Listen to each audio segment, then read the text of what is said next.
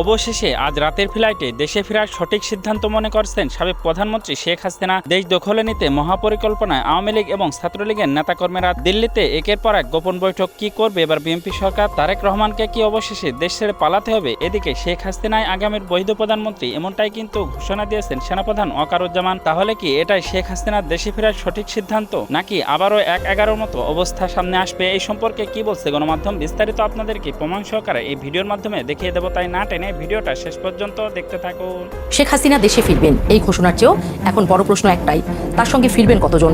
প্রায় ১.৫ বছর ধরে দেশ বিদেশে ছড়িয়ে থাকা আওয়ামী লীগের নেতাকর্মীরা কি সত্যি কারাবরণ ও মামলার ঝুঁকি নিয়ে দেশে ফিরতে প্রস্তুত, নাকি ডিসেম্বরে ফেরার ঘোষণা কেবল দলকে নতুন করে সক্রিয় করার রাজনৈতিক কৌশল?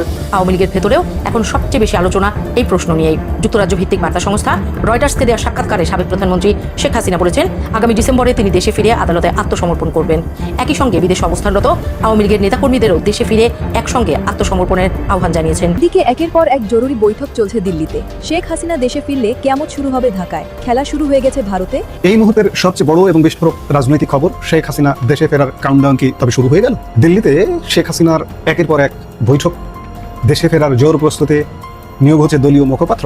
আর পাশিটা দিব কোন সময়? শেখ হাসিনা আসলে তো মনে করেন ২-৫ কোটি লোক তো এয়ারপোর্টে তো থাক হইব না, সাধারণ পাবলিকের লাগে। তারা পাশিটা দিব কোন সময় শেখ হাসিনারে? ওরা তো ঘুমের ট্যাবলেট খেয়ে ঘুমায় স্বপ্নে দেয় যে শেখ হাসিনার পাশি দিবার, পাশি দিব কি? ওরা তো দেশ চাইলে পলাইব ওই দিনে, যেদিনটা শেখ হাসিনা এবার এক কথায় দেশে থাকো। শেখ হাসিনা ফিরবে দেশে, এই আওয়াজটা যত জোরালো হচ্ছে ততই রাজনৈতিক অঙ্গনে নানা রকম ক্রিয়া প্রতিক্রিয়া দেখা যাচ্ছে। এক ধরনের আতঙ্ক তৈরি হয়েছে এনসিপির মধ্যে, জামাতের মধ্যে, বিএনপি। সরকারেরই একটা অংশ শেখ হাসিনাকে ফেরানোর ষড়যন্ত্র করছে। বিএনপি শেখ হাসিনাকে ফেরানোর ষড়যন্ত্র করছে, তার মানে শেখ হাসিনার পক্ষে বাংলাদেশেই অনেকে রাজনীতিবিদরা কাজ করছেন। তাহলে শেখ হাসিনার সঙ্গে গোপন আদাত কারা করছে? শেখ হাসিনা যদি দেশে ফেরার জন্য ট্রাভেল পাসের আবেদন করেন, তাহলে সরকারের উভয় সংকোচে পড়ার আশঙ্কা রয়েছে। 111-এর মতো আওয়ামী লীগ যেভাবে শোডাউন করবে, তাদের দলটি পুরোদমে দেশের রাজনীতিতে অবস্থান নিতে পারে। দেশে ফিরছেন শেখ হাসিনা, এমন ঘোষণা ঘিরে আবারও উত্তপ্ত বাংলাদেশের রাজনীতি। দিল্লিতে প্রায় ২ শতাধিক নেতার সঙ্গে একের পর এক বৈঠক করছেন শেখ হাসিনা। নতুন আইনি টিম গঠন, মুখপাত্র নিয়োগ করা হচ্ছে, অর্থাৎ দিল্লিতে বসে পুরোপুরি রাজনীতিতে সক্রিয় শেখ হাসিনা। জানিয়ে দেব এইমাত্র পাওয়া হাতে থাকা সর্বশেষ আপডেট সংবাদ। এতক্ষণ শুনছিলেন সংবাদ শিরোনাম, এবার থাকছে বিস্তারিত। প্রিয় দর্শক, ইতিপূর্বে যে ভিডিওর স্ক্রিপ্টগুলো আপনারা দেখে ফেলেছেন, ইতিমধ্যে কিন্তু বুঝে গেছেন যে আজকের এই ভিডিওটা কি সম্পর্কে হতে চলেছে। তাই আমি আর কথা বাড়াবো না, আপনাদেরকে কিন্তু সেই কাঙ্ক্ষিত ভিডিওটার দিকে নিয়ে যাবো। তার আগে একটা ছোট্ট রিকোয়েস্ট করে থাকি, আপনি যদি এই চ্যানেলে এখনো নতুন হয়ে থাকেন, তাহলে অবশ্যই চ্যানেলটাকে সাবস্ক্রাইব করে আমাদের সাথে থাকবেন, যাতে করে এমন নতুন নতুন আপডেট নিউজ সবার আগে আপনাদের হাতে পৌঁছে দিতে পারি। তাহলে চলুন দেরি না করে মূল ভিডিওটা একের পর এক দেখতে থাকি।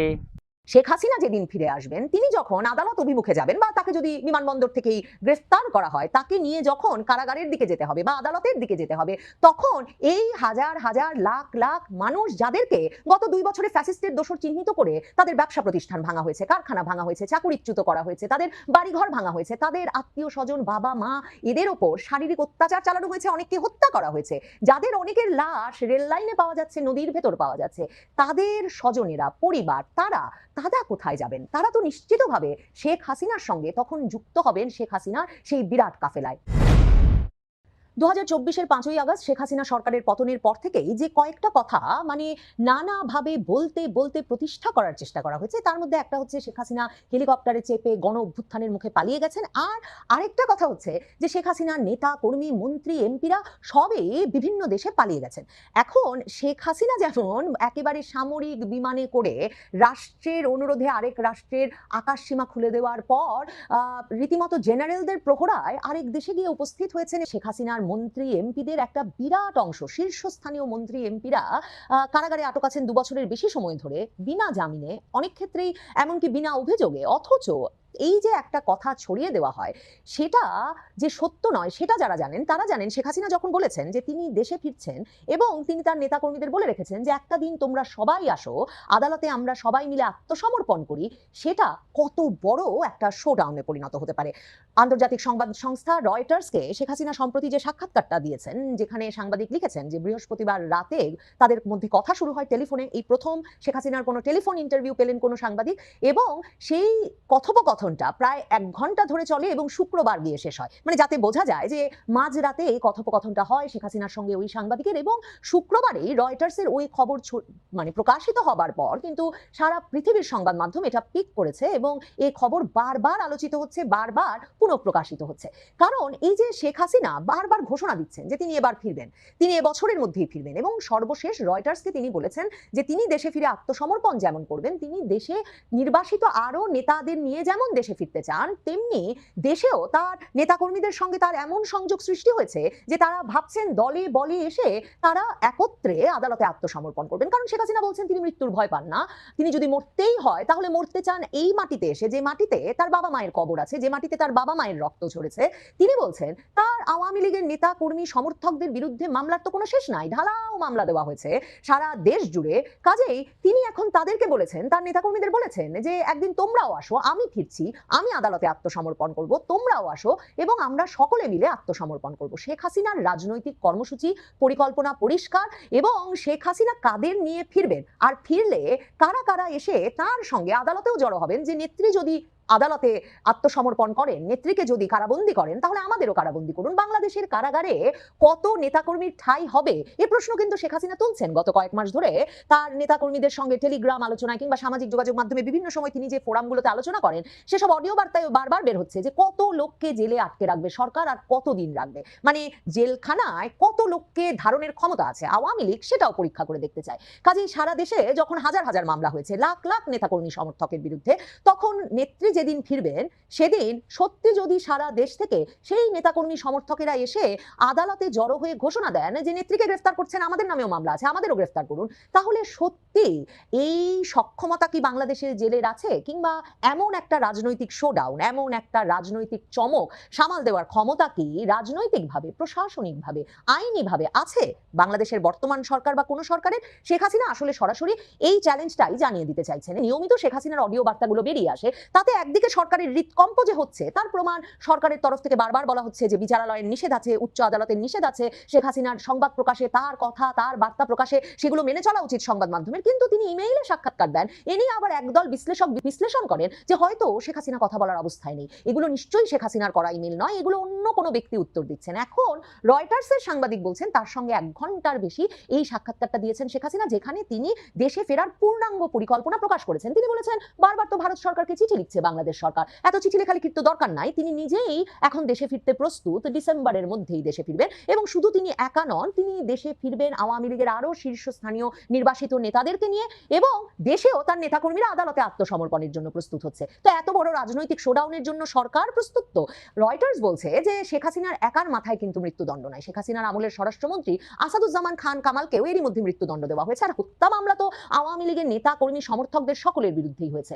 এখন শেখ হাসিনার সাথে কি তারপরেও নেতারা ফিরবেন এ প্রশ্ন তুলছেন আবার অনেক বিশ্লেষক, যে শেখ হাসিনা মরতে প্রস্তুত, একদিকে তিনিই ফিরবেন কিনা সন্দেহ, আর তার আহ্বানে কেনই বা আওয়ামী লীগের নেতাকর্মীরা এসে আদালতে আত্মসমর্পণ করবে না, তার আহ্বানে কেনই বা বিদেশে থাকা শেখ হাসিনার নেতারা তার সঙ্গে দেশে ফিরে এসে জেলে ঢোকবার একটা সম্ভাবনা তৈরি করবেন। শেখ হাসিনা কিন্তু একা আওয়ামী লীগ পরিচালনা করছেন না। 2024-এর 5ই আগস্টের পর থেকে একটা দিনও বা কোনো মুহূর্তে আওয়ামী লীগের বিরুদ্ধে এত মামলা হামলার পরেও আওয়ামী লীগ, ছাত্রলীগ, আওয়ামী লীগের কোনো অঙ্গ সংগঠনের রাজনৈতিক কর্মকাণ্ড স্থবির হয়ে পড়েছে সেটা বলার কোনো উপায় নাই। কারণ শেখ হাসিনা টেলিগ্রাম সহ বিভিন্ন মাধ্যমে নিয়মিতভাবে তার দলীয় নেতাকর্মীদের সঙ্গে একেবারে তৃণমূল পর্যায় পর্যন্ত তার সংগঠন পুনর্গঠনের কাজ, তার সংগঠনকে চাঙ্গা করার কাজ অব্যাহত রেখেছেন।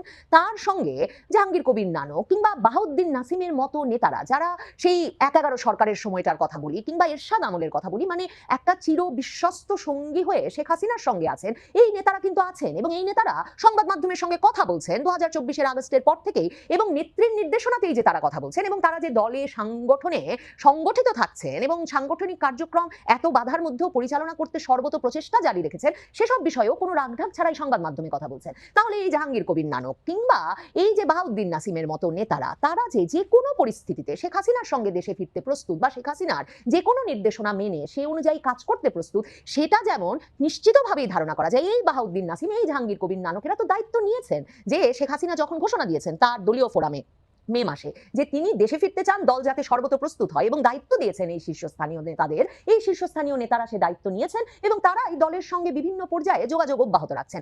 ছাত্রলীগের যে শীর্ষস্থানীয় নেতা সাদ্দাম হোসেন কিংবা সাধারণ সম্পাদক ইনান সহ বিভিন্ন বিশ্ববিদ্যালয়, কলেজ, বিভিন্ন শিক্ষা প্রতিষ্ঠানের নেতৃস্থানীয় পদে থাকা তরুণেরা সহ যে তরুণদের ছাত্রত্ব বাতিল হয়েছে, যে তরুণদের ডিগ্রি বাতিল হয়েছে, যাদেরকে এলাকা ছেড়ে বিভিন্ন এলাকায় চলে যেতে হয়েছে এবং একটা নির্বাসিত পলাতক জীবনযাপন করতে হচ্ছে, ভাববার কি কোনো কারণ আছে যে এই তরুণেরা ঠিক এরকম একটা নির্বাসিত পলাতক জীবনই যাপন করতে চান তাদের পুরো সময়টা জুড়ে এবং দেশে ফিরে আবারও পূর্ণাঙ্গ অধিকারে নিজের দেশে নিজের মাটিতে জীবনযাপন করতে চান না? এদেরও তো লাখ লাখ কর্মী নেতারা সত্যিকার অর্থে বাংলাদেশেই আছেন। যে কজন আছেন বিদেশে, তারাও কি তাদের এই পুরো তারুণ্যের সময়টাই সত্যি বিদেশে একটা অবরুদ্ধ কিংবা একটা পরাজিতের জীবন যাপন করতে প্রস্তুত নন বলেই কিন্তু এত বাধার মুখেও সারা দেশে ছাত্রলীগের মিছিল ঠেকানো যাচ্ছে না। এই যে মহিবুল হাসান চৌধুরী নফেলের মতো নেতারা, যাদের পিতা মানে মহিবুল হাসান চৌধুরী নফেলের পিতা, তাকে চট্টগ্রামবাসী এমন এক বীর হিসেবে চেনেন যিনি মুজিব উন্মাদ ছিলেন এবং বঙ্গবন্ধু হত্যার পর সশস্ত্র যুদ্ধের প্রত্যাশায় ভারতে গিয়ে তারা কিন্তু সংগঠিত হওয়ার চেষ্টা করেছিলেন এবং যখন দেশে ফিরেছেন তখনও আওয়ামী লীগ সংগঠিত করতে, শেখ হাসিনাকে দেশে ফেরাতে, শেখ হাসিনার পাশে থাকতে সর্বোচ্চ ভূমিকা পালন করেছেন। এই নেতারা, এদের রক্তে যখন আওয়ামী লীগ, এমন নেতারা যখন শেখ হাসিনার পাশে আছেন এবং আওয়ামী লীগ এমন একটা দল যে দলের কোটি কোটি সমর্থকেরা প্রজন্মান্তরে আওয়ামী লীগ করেছে, আওয়ামী লীগের রাজনীতিতে বিশ্বাস করেছে, একটা মুক্তিযুদ্ধের পক্ষের, ধর্মনিরপেক্ষ, প্রগতিশীল বাংলাদেশের পক্ষে কাজ করাকে তাদের জীবনের ব্রত হিসেবে নিয়েছেন, তারা তো হঠাৎ করে জামায়াতে ইসলামী হয়ে যাবেন না, বা তারা হঠাৎ করে তারেক রহমানের ঝান্ডা উঁচিয়ে তো বিএনপির রাজনীতি করবেন না, বিএনপিকেও ভোট দেবেন না। তাহলে যে বাংলাদেশে এদেরকে দমন করে রাখা হচ্ছে, এদের রাজনৈতিক অধিকার প্রকাশের কোনো সুযোগ নাই এবং এদের রাজনৈতিক অধিকার রক্ষার কোনো প্রচেষ্টা নাই, এদের নাকি বিচার হতে হবে, সকলের বিচার হতে হবে, এমনকি ছাত্রলীগ কর্মীর বোন স্কুলে যেতে পারবে না, ছাত্রলীগ কর্মীর মাকে জায়নামাজে পিটিয়ে মেরে ফেলা যাবে, এমন পরিস্থিতিতে সত্যি কি চুপ করে বসে থাকবেন? কোটি কোটি নেতা কর্মী সমর্থক, শেখ হাসিনা হচ্ছেন সেই নেত্রী। 21শে আগস্ট তাকে হত্যার জন্য যখন গ্রেনেড হামলা চালানো হলো তার জনসভা মঞ্চে, তখন আওয়ামী লীগের শীর্ষস্থানীয় নেতা নেত্রীরা মৃত্যুবরণ করেছেন। আইভি রহমান মারা গেছেন, আহত হয়েছেন আওয়ামী লীগের অসংখ্য তৃণমূলের সাধারণ কর্মী সমর্থক। কিন্তু নেত্রীকে ছেড়ে পালিয়ে না গিয়ে বরং শেখ হাসিনাকে মানব বর্ম করে রক্ষা করে শেখ হাসিনা এবং আওয়ামী লীগের রাজনীতি, আওয়ামী লীগের নেতৃত্বকে রক্ষা করতে চেয়েছে আওয়ামী লীগের কর্মী বাহিনী, আওয়ামী লীগের শীর্ষস্থানীয় নেতৃত্ব। কাজেই শেখ হাসিনার দল, আওয়ামী লীগের দল, শেখ হাসিনা সাক্ষাৎকারে যেটা বলেন যে তার দল একটা আদর্শের ভিত্তিতে পরিচালিত একটা দল এবং আওয়ামী লীগ কোনো মানে হঠাৎ করে গজিয়ে ওঠা সংগঠন নয়। কাজেই সেই আদর্শের ভিত্তিতে গড়ে ওঠা একটা দলকে হঠাৎ করে মিশিয়ে দেওয়া যায় না বা হঠাৎ করে উধাও করে দেওয়া যায় না। শেখ হাসিনা তাই জানেন সব পেশায়, সব সেক্টরে, সর্বত্র তার সঙ্গে আদালতে গিয়ে আত্মসমর্পণ করার ব্যক্তিরা প্রস্তুত আছেন। এই যে বিভিন্ন সরকারি চাকুরিজীবী থেকে শুরু করে ব্যবসায়ী, সাংবাদিক, আইনজীবী, সকলের নামে ঢালাও হত্যা মামলা হয়েছে ফ্যাসিস্টের দোষর হিসেবে।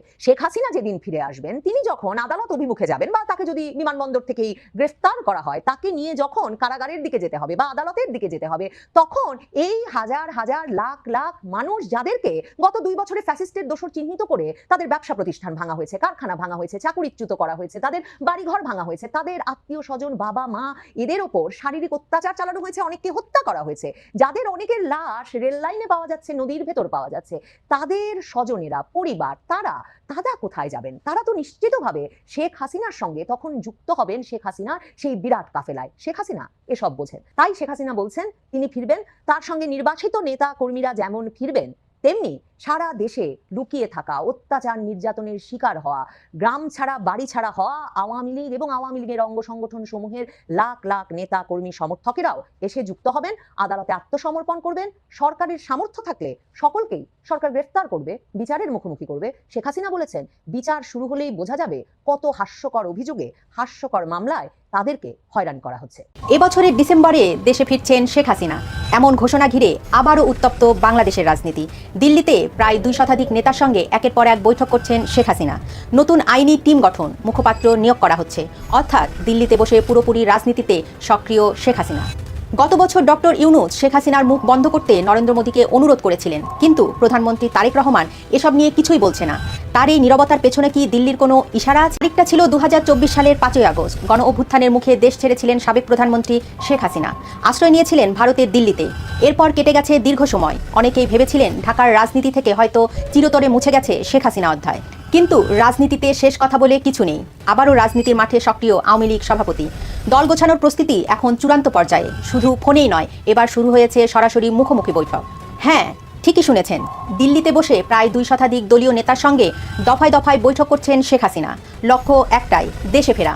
সম্প্রতি আন্তর্জাতিক গণমাধ্যমে দেওয়া এক সাক্ষাৎকারে শেখ হাসিনা ঘোষণা দিয়েছেন 2026 সালের ডিসেম্বরে তিনি দেশে ফিরবেন এবং আত্মসমর্পণ করবেন। এরপর আওয়ামী লীগের শীর্ষ নেতাদের ডাক পড়ে দিল্লিতে। বিশ্বের বিভিন্ন প্রান্ত থেকে দিল্লিতে জড়ো হয়েছেন অনেকে। এসেছেন আওয়ামী লীগের দপ্তর সম্পাদক ব্যারিস্টার বিপ্লব বড়ুয়া। 5 আগস্টের পর তিনি অবস্থান করছিলেন মার্কিন যুক্তরাষ্ট্রে। সেখান থেকে তিনি সরাসরি উড়ে এসেছেন দিল্লিতে। লন্ডন থেকে এসেছেন সাবেক মন্ত্রী ও সিনিয়র আইনজীবী সম রেজাউল করিম। আছেন আওয়ামী লীগের কেন্দ্রীয় কমিটির ত্রাণ ও সমাজ কল্যাণ বিষয়ক উপকমিটির সদস্য রোকেয়া প্রাচী। ডাক পেয়েও তিনিও ছুটে এসেছেন নেত্রীর পাশে। এখানেই শেষ নয়, মহিলা আওয়ামী লীগের মা ও শিশু বিষয়ক সম্পাদক এস আমরিন রাখি, মহিলা আওয়ামী লীগের সাংগঠনিক সম্পাদক ঝর্ণা বারুই এবং খাগড়াছড়ি জেলা পরিষদের সাবেক চেয়ারম্যান অপু ত্রিপুরাও অংশ নিয়েছেন এই হাই ভোল্টেজ বৈঠকে। এই পর্যন্ত প্রায় 2 শতাধিক নেতার সঙ্গে 1-to-1 বৈঠক করেছেন শেখ হাসিনা। একটি রাজনৈতিক দল যখন পতনের পর চরম বিপর্যয়ের মধ্যে পড়ে, তখন এইভাবে অন্য দেশের মাটিতে বসে এত বড় বৈঠক করা মোটেও সাধারণ বিষয় নয়। এর পেছনে রয়েছে শুধু প্রসারী আইনি ও কূটনৈতিক পরিকল্পনা। শেখ হাসিনা কেবল নেতাদের সাথে শুধু বৈঠকই করছেন না, তিনি তৈরি করছেন একটি আইনি ও প্রশাসনিক রক্ষা কবচ। আওয়ামী লীগ সভাপতি ভালো করেই জানেন, দেশে ফিরতে হলে তাকে শত শত মামলার মুখোমুখি হতে হবে। রয়েছে আন্তর্জাতিক অপরাধ ট্রাইব্যুনালের সাজা। তাই এই আইনি, প্রশাসনিক ও কূটনৈতিক জটিলতা সামলাতে একটি বিশেষ আইনজীবীদের দল গঠন করা হয়েছে। এই টিমের মূল দায়িত্বে রয়েছেন 3 জন হেভিওয়েট লিগ্যাল এক্সপার্ট। 1. ব্যারিস্টার বিপ্লব বড়ুয়া। 2. সাবেক শিক্ষামন্ত্রী ব্যারিস্টার মহিবুল হাসান চৌধুরী নওফেল এবং 3. সাবেক মন্ত্রী ব্যারিস্টার সম রেজাউল করিম। এই 3 জনের কাঁধে দায়িত্ব দেওয়া হয়েছে শেখ হাসিনার হয়ে বিভিন্ন দেশি বিদেশি সংস্থার সঙ্গে আলাপ আলোচনা করার।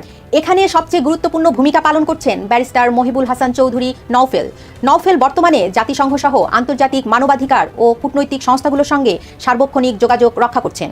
উদ্দেশ্য খুব স্পষ্ট, শেখ হাসিনা যখন 2026 সালের ডিসেম্বরে বাংলাদেশে পা রাখবেন, তখন যেন আন্তর্জাতিক মহল থেকে তার আইনি সুরক্ষা এবং মানবাধিকার বিষয়টি নিশ্চিত করা হয়। আওয়ামী লীগ বিষয়টিকে একটি রাজনৈতিক আইনি লড়াই হিসাবে দেখাতে চায়। দিল্লির বৈঠক থেকে আরেকটি বড় সিদ্ধান্ত আসতে যাচ্ছে। আওয়ামী লীগ সভাপতি শেখ হাসিনার জন্য একজন অফিসিয়াল মুখপাত্র নিয়োগ করা হচ্ছে। গত 1.5 বছর ধরে আওয়ামী লীগের কোনো আনুষ্ঠানিক বক্তব্য বা প্রেস রিলিজ পাওয়া যাচ্ছিল না। যা আসছিল তা মূলত সামাজিক যোগাযোগ মাধ্যমে কিছু ভিডিও ক্লিপ বা বিবৃতি আকারে। এতে দলের ভেতরে ও বাইরে এক ধরনের বিভ্রান্তি তৈরি হচ্ছিল। এবার সেই শূন্যতা পূরণ করা হচ্ছে। একজন নেতাকে দেওয়া হতে পারে শেখ হাসিনার মুখপাত্রের দায়িত্ব, কিন্তু কে হবেন সেই মুখপাত্র? এক্ষেত্রে 3টি বিষয়কে সর্বোচ্চ অগ্রাধিকার দেওয়া হচ্ছে।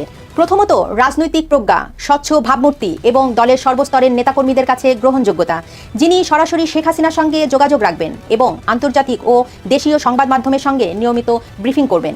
খুব শীঘ্রই এই সিদ্ধান্ত প্রকাশ্যে ঘোষণা করা হতে পারে। এবার আসা যাক সবচেয়ে বড় প্রশ্নে, ভারত কি শেখ হাসিনাকে পুনর্বাসন করছে, নাকি এটি শুধুই সময়ের দাবি?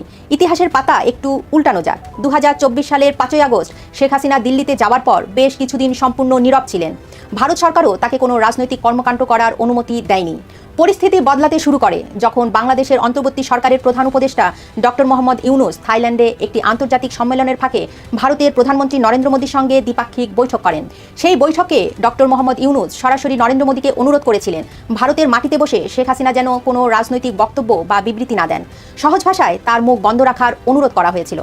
কিন্তু কূটনীতির চাল বড়ই অদ্ভুত। নরেন্দ্র মোদী ডক্টর ইউনুসের সেই অনুরোধে ইতিবাচক কোনো সাড়া দেননি। ভারত বিষয়টিকে তাদের ব্যক্তিগত স্বাধীনতার অংশ হিসাবেই দেখাতে চেয়েছে। এখন শেখ হাসিনা দিল্লিতে বসে সরাসরি রাজনৈতিক কর্মকাণ্ড চালাচ্ছেন। সবচেয়ে অবাক করার বিষয় হলো বর্তমান প্রধানমন্ত্রী তারেক রহমানের ভূমিকা। দিল্লিতে বসে শেখ হাসিনার রাজনৈতিক কর্মকাণ্ড, রয়টার্সে দেওয়া সাক্ষাৎকার কিংবা 2 শতাধিক নেতার সঙ্গে বৈঠক, এসব নিয়ে তারেক রহমান কিন্তু সম্পূর্ণ নীরব। তিনি ভারতের কাছে কোনো আনুষ্ঠানিক প্রতিবাদ জানাননি কিংবা শেখ হাসিনার মুখ বন্ধ করার কোনো অনুরোধও করেননি। কেন এই নীরবতা? রাজনৈতিক বিশ্লেষকদের মতে এর পেছনে রয়েছে গভীর এক রাজনৈতিক সমীকরণ। প্রথমত, তারেক রহমান হয়তো মনে করছেন শেখ হাসিনা 2026 সালের ডিসেম্বরে দেশে ফিরে আত্মসমর্পণ করলে তা আইনি প্রক্রিয়ার অংশ হবে। একে রাজনৈতিকভাবে মোকাবেলা করাই ভালো। দ্বিতীয়ত, ভারতের সঙ্গে বর্তমান সরকারের সম্পর্ক স্বাভাবিক রাখার একটি কৌশলও হতে পারে এটি। অযথা শেখ হাসিনাকে নিয়ে ভারতের ওপর চাপ সৃষ্টি করে দিল্লির সঙ্গে সম্পর্কের অবনতি ঘটাতে চাইছে না ঢাকা। সব মিলিয়েই 2026 সালের ডিসেম্বরকে সামনে রেখে বাংলাদেশের রাজনীতিতে এক নতুন মেরুকরণ শুরু হয়েছে। দিল্লির গ্রিন সিগন্যাল ছাড়া যে শেখ হাসিনা এত বড় পদক্ষেপ নিতে পারতেন না, তা বলাই বাহুল্য। প্রিয় দর্শক, এই ভিডিওটা আপনাদের কাছে কেমন লাগলো? যদি ভালো লেগে থাকে তাহলে অবশ্যই চ্যানেলটাকে সাবস্ক্রাইব করে আমাদের সাথেই থাকবেন, যাতে করে এমন নতুন নতুন আপডেট নিউজ সবার আগে আপনাদের হাতে পৌঁছে দিতে পারি। তাহলে সবাই ভালো থাকবেন, সুস্থ থাকবেন। দেখা হচ্ছে পরবর্তী কোনো আপডেট নিউজ নিয়ে।